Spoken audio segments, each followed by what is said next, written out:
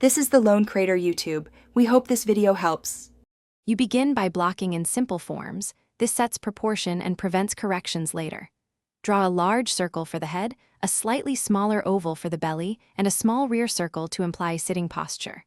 Once done, add a vertical centerline and a horizontal eye line at 1/3 of the head to align features. Lightly mark limbs with short, 0.5 pencil strokes. This keeps lines erasable and helps you tweak pose before committing. Now you refine. Transform circles into a baby panda by carving soft fur edges and solid joints. Place wide-set eyes on that eye line, sketch the nose at the vertical center, and add tiny mouth details. This creates expression. Once the face reads cute, define ear tufts and shoulder pads with rounded strokes. Make paws chunky, overlap them slightly to sell depth, and thicken the belly so weight reads believable. Take your time. Soft curves make the baby look cuddly. To finish, ink only after you're happy with the pencil. This preserves your best shapes. Use varied line weight, heavier on outer contours and lighter for inner fur, to add charm and readability. Once inked, apply soft shading.